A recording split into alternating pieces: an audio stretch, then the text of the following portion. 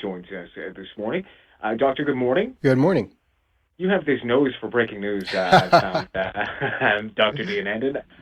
Just wondering, I heard your interview earlier this week, so I think I know your answer to this, but just your initial reaction to kind of this recommendation to reopen schools.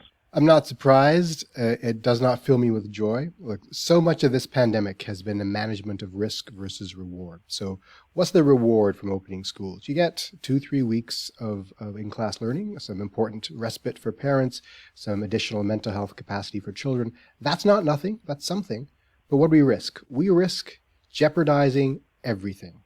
We got a real shot now of crushing this pandemic, well, the epidemic anyway, locally. We have a real shot of opening things up and never closing them ever again. We have this threat of this variant, B16172, that's breathing down our necks, and we can get ahead of that if we keep things restricted for a while.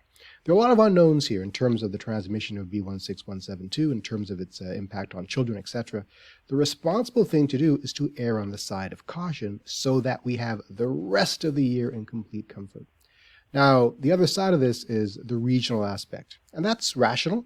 There's some parts of the province where it's probably perfectly fine to open up. The problem is, how do you define that delineation?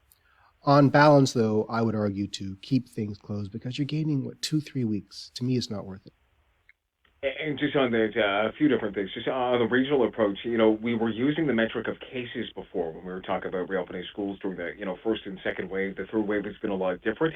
Should there be other metrics that we will be looking at? You mentioned variants when we make this decision, not just the case count. Yeah, so in general, there are three categories of indicators I talk about. There's the epidemiological, there's the health systems, and there's the population-based stuff. So the population-based stuff is how many people have vaccination. That's very important because that tells us how resistant we are to things like B16172, which we know 2 doses are quite effective against. So what proportion of the population's got 2 doses? Not many right now.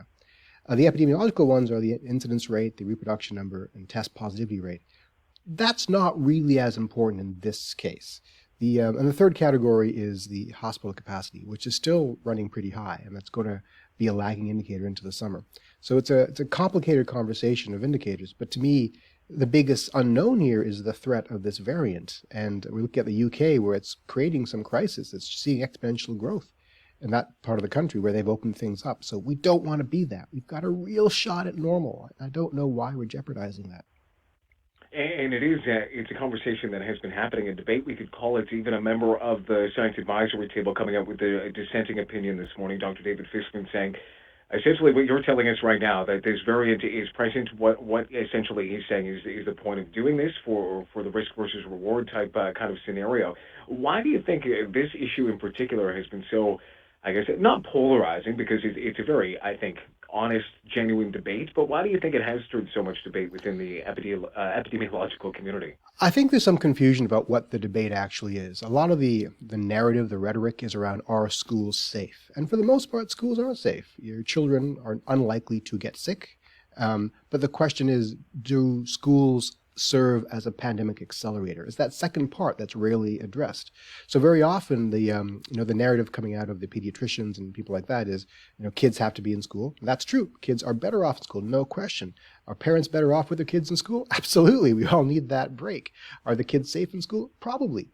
But the second part they never address is that, will this prolong the pandemic? Right? And that really is the management question we have to ask. And my answer is yes, it will probably prolong the pandemic. The modeling suggests an increase of up to 11%, maybe 4,000 more cases, depending on who you ask. So is that worthwhile? Right? So the long view has to be, how do we get all of society back to 100% functionality as quickly as we can? And that means closing things down for a couple more weeks. And some would say it's easy for me to say that. It's not easy for me to say that. I'm just looking at the long view here. I'm glad I'm not the one making the decision, because whoever makes the decision one way or the other is going to receive a lot of pushback against the population. So I'm sympathetic. Yeah, absolutely. Yeah. And I think we all should be. Yeah. Just in terms of empathy for decision makers here, it is a very difficult debate. I wanted to ask you, because often you hear on the other side as well, just in terms of that idea that COVID cases spread within schools. You mentioned it being an accelerator, because pediatricians have even been saying, that COVID hasn't been driven in schools or kind of, I guess, hit schools as hard because it's not the kids that are getting it, but there has been more community spread. So that's bringing it in, not necessarily blaming the schools. But it sounds like from what you're saying that it can still accelerate that community spread. Absolutely, you can. The letter that Premier Ford sent to the community asking for input lays out what they know, and they know that schools contribute to community spread. At least that's on the table now. No one denies it anymore. The question is that additional community spread worth the closures? I think it is. So eventually it comes down to a values judgment, unfortunately, or fortunately, depending how you look at this. And values judgments is what politicians are paid to do. What decision reflects the values of Ontarians at this point? Is it erring on the side of pandemic management, or is it erring on the side of children's mental health and wherewithal? That's the question here. I choose the first, and it's understandable if others choose the second. But so much of this pandemic has been a choice of values. Do we value economy over life? Do we value education and mental health over economy? Do we value race, ethnicity, SES over equity, etc.? It's really complicated. It's going to be a fascinating social study once we put this all behind us, for sure. Moving on from schools, a second dose timeline coming out yesterday, that being moved up by Ontario. The goal, the Premier said yesterday, is to have everyone a second dose of a vaccine by the end of August. So things seemingly moving as well as they possibly could be here in Ontario. Does this give you confidence that we're headed in the right direction? Oh, 100%. That's fantastic news. And I mentioned already the threat of that other variant, B16172. It's quelled if we get 2 doses into more people fast. So we're already rolling out second doses, accelerated timeline for healthcare workers and seniors. So the fact that the rest of us will get our second dose sooner is the best news I've heard in the last few days. The data suggests that the sweet spot might be 12 weeks. It doesn't have to be 28 days. It could be 12 weeks. So anything less than the NACI recommended 16 weeks is good news. And now that the AstraZeneca people will get their second doses quickly as well, that's also good news. I was concerned that we may get some wasted doses, but hopefully, if we get these out quickly enough, we can quell that concern.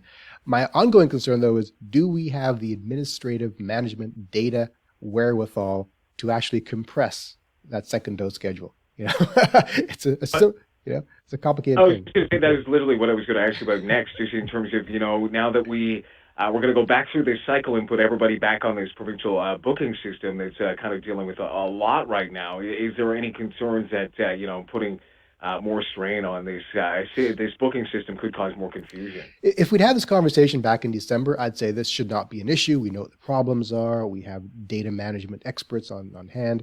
But these last few months have not filled me with a lot of confidence. But I've got to be optimistic. We know what the challenge is. We know what needs to be done from a data management standpoint. Surely we have the expertise and the resources and the initiative and incentive to get it done. So we should be able to. But again, human beings are flawed and everyone's tired. So let's cross our fingers. Yeah. Well, and just in terms of, we saw this happen as well when they skipped the vaccination rollout. They skipped 30 and older and went right down to 18 and older. So there was some concern about, the 30-year-old age group, and now with people booking second doses. Is there a concern about, people falling through the cracks? I know those who want a vaccine will most likely do anything they can to get one, but is there concern about, people falling through the cracks without a vaccine? There is, but that concern dwindles every day as we approach the open season on vaccination. That moment's coming soon where you throw open the doors and say anyone who wants one can have one. My biggest concern actually is later in the summer when we run up against the wall of vaccine hesitancy, when supply outstrips demand. So we have to deploy some new tools to convince people to accept these vaccinations. But the gaps, there is a category of people for whom we need to lower the bar for getting a vaccination. That might be something simple as offer it in a more convenient time, offer it in a place they can reach, bring the vaccine to where they live. So these are the tools we have to be exploring in the next few weeks. Or a shot in a beer if we're south of the border in the U.S. And just a last one for you on this idea. The federal advisory panel on COVID-19 saying this week that we could probably do away with the hotel quarantine stays. The federal government hasn't done that yet, but they're recommending that it could be done. Just what do you make about that? It's been an issue here in Ontario. Obviously, the premier bringing it up politically, running ads about the borders being soft and letting COVID-19 in, and the federal advisory panel is saying we could probably do away with this quarantine process. Just what do you make of that? I don't really know what to make of it because I don't know how well it works and what the problems really are. I'm in favor of hardening the borders. I'm in favor of minimizing import of new variants until we get this under control. So any strategy, any tool that's in place to slow the importation of new threats should be fully funded and explored and hardened. But if it's not working, then remake it. Don't toss it out entirely, fix the problem. That's my easy answer. It seems kind of early as we're still kind of getting at the home stretch here, but I just wanted to ask you about that as well. We'll leave it there. Dr. Raywat Deonandan, thanks so much for your time. I very much appreciate it. Thank you.